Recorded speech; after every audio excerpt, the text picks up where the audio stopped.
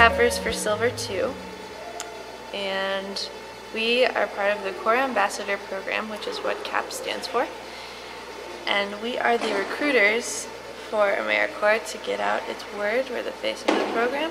It's great because we get to go out into the community. We get to meet people, a lot of 18 to 24-year-olds, because we're trying to recruit our target audiences. So we get to be the voice of AmeriCorps. We get to go out, share our story, and let people know what we're doing. We've capped at a lot of schools. Right now we're at Sacramento High School. Yeah.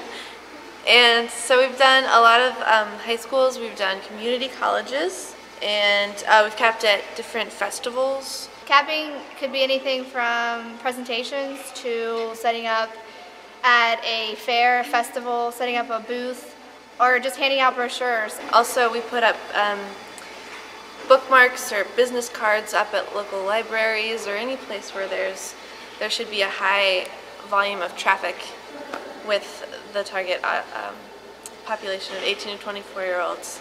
And whenever you're doing ISPs or your site on your project, you're definitely capping. You're always capping. You're always wearing your A. You're always showing people what you're doing by your actions. So no matter where you're at, you're usually, if you're in uniform, you're capping and you're letting people know who you are and what you're doing. Or even if you're at a McDonald's on Spike Travel and someone sees a group of people dressed like this, they say, "Hey, those guys look interesting. What are they doing?" And someone comes up to you, you say, "Hi, we're in AmeriCorps NCCC, and this is what we are. This is what we do."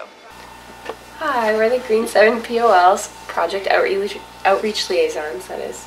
Most of what we do is outreach to the community and like talking to potential sponsors. We'll go to like Volunteer Match or Idealist.org or different volunteer sites and just look up organizations that we think sound like might be a good fit for an AmeriCorps team.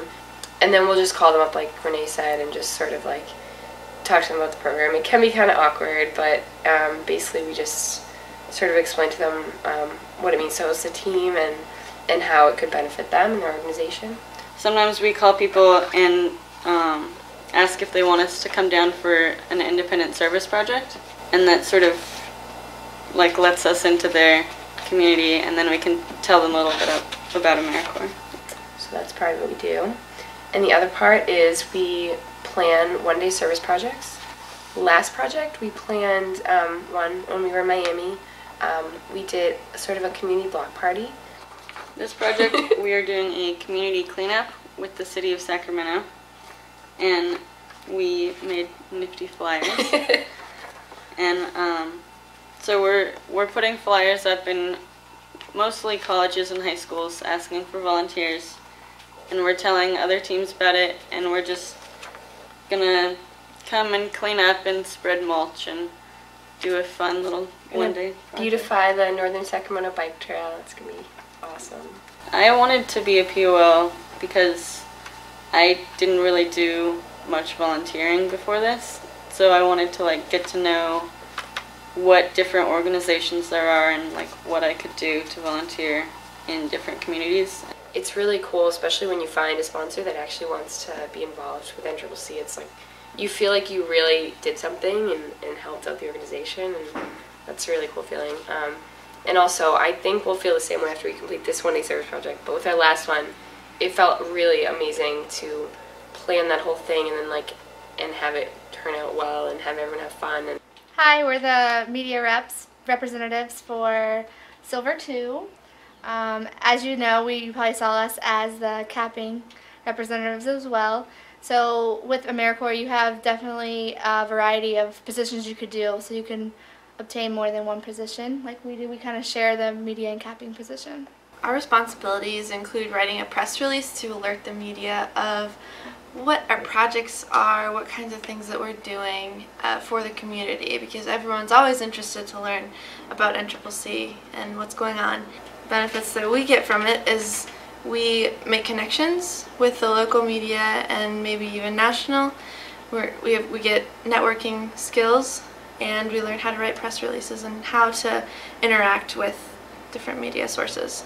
Another responsibility of being a media representative is making sure that your team is on top of how to talk about your project eloquently, how to represent AmeriCorps, because we're the faces of the program. Making sure your shirts are tucked in, stuff like that.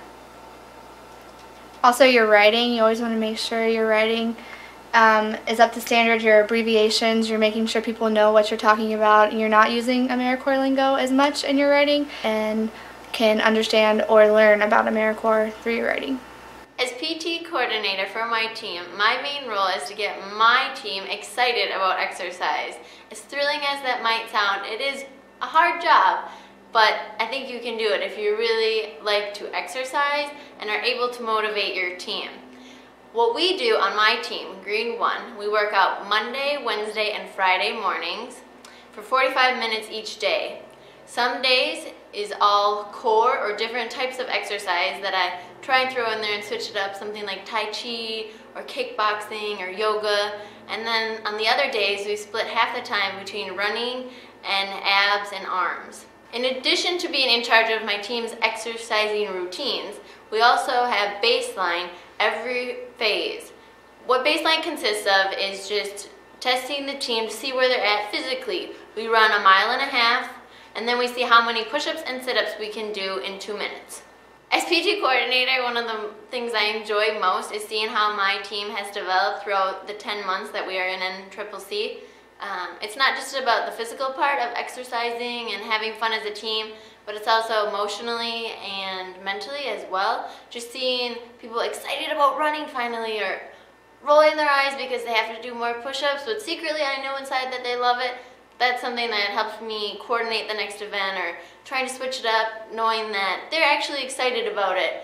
And even though it's hard and we get up really early for it some days, it's still worth it. And we all feel good about it. And when we're done, we do a team cheer, and it's a great way to start our day.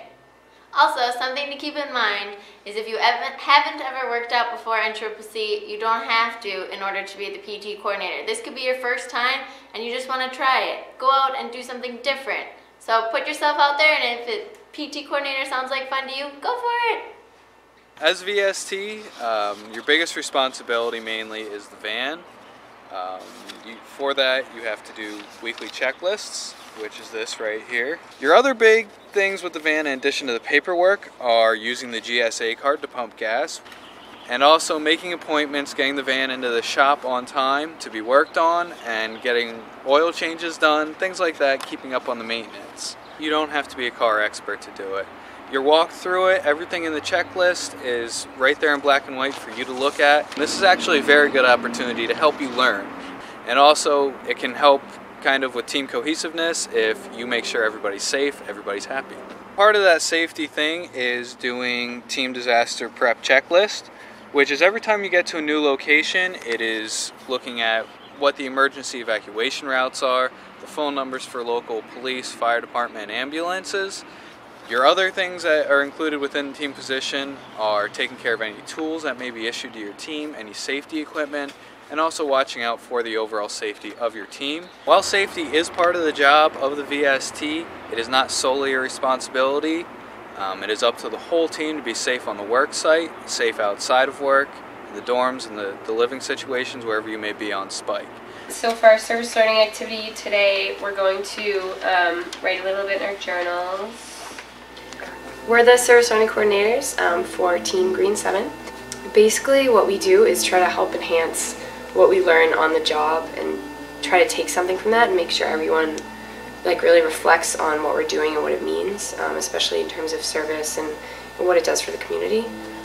So right now we're at a school, so we have done a couple different activities that relate to education and children and stuff like that. The first activity that we did was we went to the homeless servant services in Sacramento, and we learned about how homelessness relates to the kids that we're working with and how it affects them, because some of our students are homeless. There's a lot of confusion around No Child Left Behind, so for us this was a perfect service learning activity, just because people don't understand it. So we looked up some facts and we did advantages and disadvantages, and then we basically had a discussion with our team about what people thought about it and whether they thought it was positive or negative, and just sort of learn together about what it means for the students. And then this week coming up, we're going to watch a Frontline documentary about racism in schools. I think that it's really important to connect service you do to reflection. I think without the reflection, it's almost, it's a little bit meaningless, because you might go out on a project and go to work every day and come home and not really understand like what you're doing and what ties it has to, you know, the community and how it affects the people you're working with. It's been a really cool experience. It's also a good leadership experience to be able to, you know, lead a team meeting, and that was a little scary for us at first, I think. Yeah, so just spend like a couple minutes thinking about that and thinking about what you see day to day in terms of your effect on your student. Alright, I'm a peer helper for my team, and peer helper is basically you're there confidentially for your team. Any members that want to come talk to you, even the team leader, they can be in personal lives, team matters, you know, something they get off their chest. So that and organizing team morale activities. Like me and my fellow peer helper, down in New Orleans, we created Team Tie-Dye Night, and that was a lot of fun. We also lead team meetings, you know, try to get those organized and get everything covered so that the team will run smoothly. If you have a background in psychology,